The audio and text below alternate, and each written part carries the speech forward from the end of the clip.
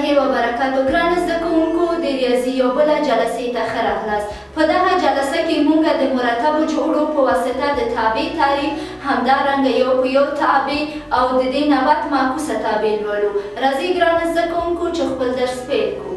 زموږ عنوان چې ده د مرتبو جوړو په واسطه د تابع تعریف. د مرتب شوي ډولونو ست تابع یعنی x y صدا خپله یو مرتبه جوړیږي په داسې چې هیڅ دوه مختلفه ترتیب شوي ډولونه لومړی عدد نه لري، x ورته نه وي، یعنی په دې معنا چې x او y هیڅکله په هیڅ جوړه کې یا مرتبه جوړه کې تکرار شوی نه وي، یعنی یوه دانه وي.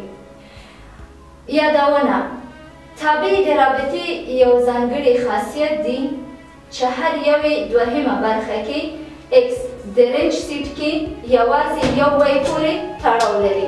دلته خزیر شي یعنی دلته یو x ده، دا x ده یوازې همدغه وای پورې اړه لري.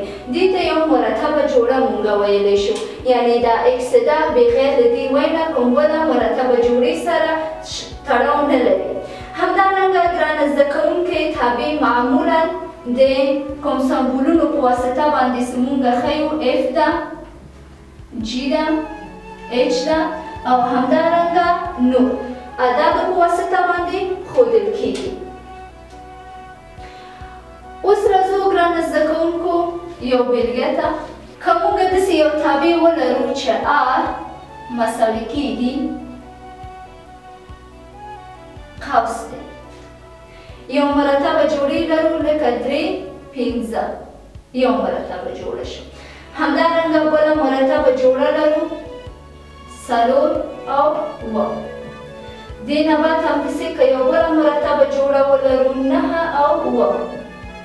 دا موږ مرتبه جوړې شوه. دا یو تابع ده ځکه چې هیڅ یو ترتیب شوي مختلفه ډولونو یعنی تکراري نه ده راغلی، یا بل ډومین هر عنصر د رنج یوازې یو عنصر سره وصل ده. یعنی څه معنا خزیر شي که موږ دوه دایره ولرو په دې شکل، دوه دایره موږ دې ته موږ x وایو، همدارنګه که بل ولرو دې ته موږ y وایو. موږ تابع خپله سیدي چې شی ده r ده یا f هم تابع ته ویلی شو. دلته وګورئ د x قیمت څو دی؟ 3 ده. د y قیمت څو دی؟ 15 ده. همدارنګه د x قیمت څو ده؟ 4 ده. د y څو ده؟ 7 ده. د x قیمت 9 ده، د y 7 ده. هر یو ته وګورئ ګرانه زده کوونکو خپله مرتبه جوړه سره وصل ده. دلته نه x تکرار شوی ده او نه y تکرار ده، بلکې هر یو سیدي هره x ده یوازې یو سره ارتباط لري، یعنی 3 سیدي په دې کې وګورئ تاسو یو دانه ده، څه هغه y پورې څه y 15 ده، یو جوړه سره مرتبطه ده. یعنی دلته نه x تکرار شوی ده، یعنی هر عدد سیدي یو یو جوړه دي. زموږ بله عنوان څه ده؟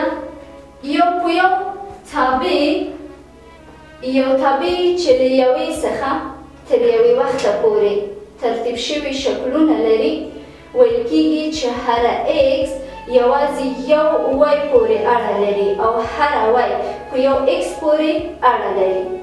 یعنی که موږ x او y ولرو، x او y دوه مرتبه جوړیږي، یعنی دا x ده یوازې y پورې اړه لري او y ده یوازې x پورې اړه لري. دې ته یو په یو تابع ویل کیږي. په دې معنا چې د ترتیب شوي ډولونو ترمنځ هیڅ نقل د x شتون نه لري او د ترتیب شوي ډولونو ترمنځ هیڅ نقل شتون نه لري. او که موږ دا د وکتورونو په توګه ښکاره کړو، د هره سټ A عنصر د سټ B عنصر او همدارنګه د B سټ هر عنصر ته یوازې یو عنصر A سره تړاو لري. بیلګه ته تاسو خزیر شي ګرانه زده کوونکو، که موږ ولرو چې موږ r تابع یا f هم ورته لیکلی شو، د دې مرتبه جوړې سیدي یو دوه دي، یو مرتبه جوړه شوله، یو دوه، یو مرتبه جوړه شوله، دوهم سیدي 15 9، بله مرتبه جوړه شوله، همدارنګه 3 یولس او بله مرتبه جوړه څه ده؟ 8 او 0. داسې دي یو مرتبه جوړه دي. ښه ځیر شي ګرانو زده کوونکو، یو تابع یو له بل سره دي ځکه چې نه دلته x تکرار شوي دي او نه هم y. ښه تاسې ځیر شي دلته که مونږ داسې دوه د یوې وباسو، زمونږ x دا ده او y دا ده. تابع اوس ګورو f څه یا دا تابع یو په یو ده که نه ده.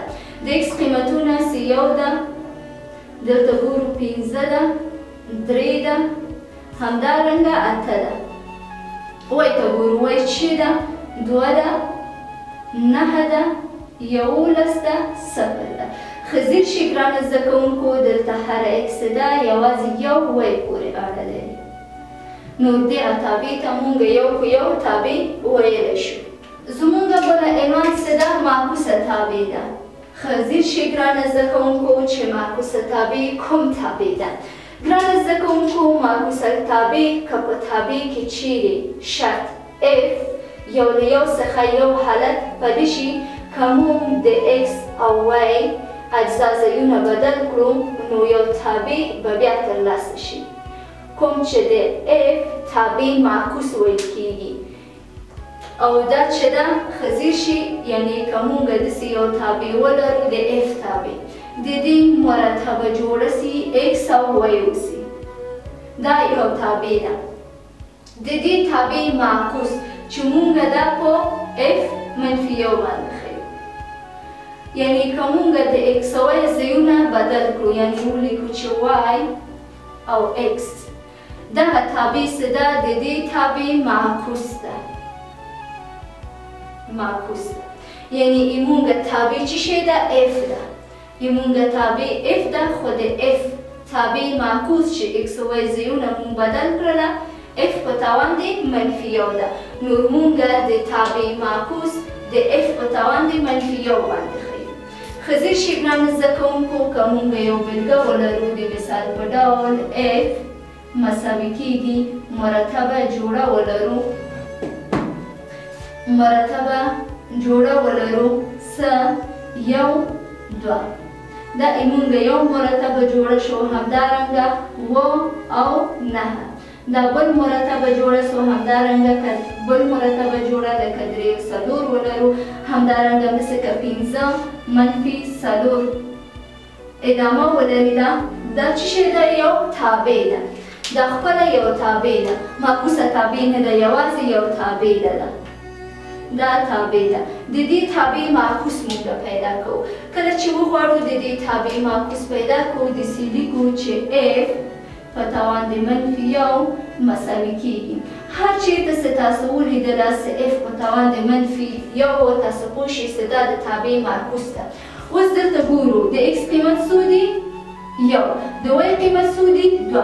د دې فورمول له مخې نه موږ د x او y قیمتونه یا ځایونه چینجوو، زمونږ معکوسه تابع ترلاسه کېږي.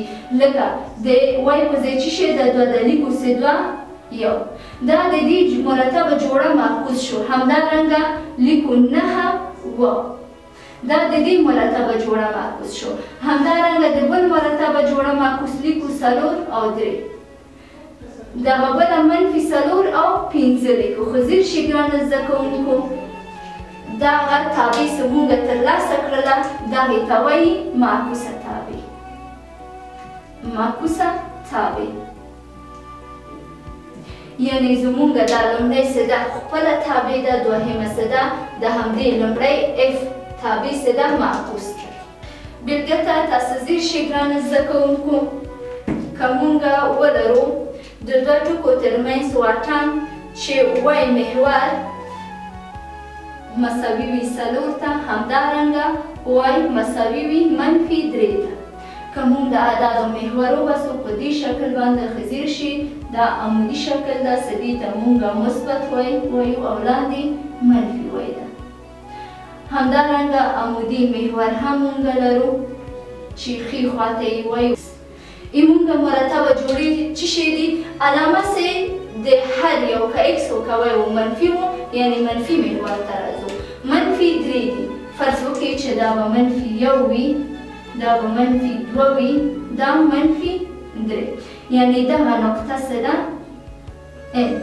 یا زمونږ ټارګټ ځای ده. اور بل وای ته ګورو مثبت ده. فرض وکړئ که دا دی مثبت 1 وي، دا مثبت 2 وي، دا مثبت 3 وي، دا مثبت 4 وي. دغه ځای څه ده؟ لیکو چې یا مونږ هغه برخه چې مونږ غواړو وټاکو د منفي 3 او مثبت 4 ترمنځ ده، یعنې دغه وټاکو. دا اوس زمونږ د مرتبه جوړه x او منفي وای چې مثبت محور که مثبت و مثبت خواته ځو، که منفي و ښکته خوا منفي ته راځو. همدارنګه که په x وي د مثال په ډول که زمونږ x مساوي وي 2 ته، x مساوي وي منفي 3 ته، یا مساوي وي منفي 1 ته، مثبت خواته راځو. فرض وکړئ چې دا به مثبت 1 وي، دا مثبت 2 ده، یعنې مونږ ټارګټ ځای مثبت 2 ده. بل x منفي خواته راځو، فرض وکړئ دا به منفي 1 وي، دا این ده. یعنې د منفي 1 او مثبت 2 ترمنځ پورې دغه مونږ د هدف وړ قسمت ده.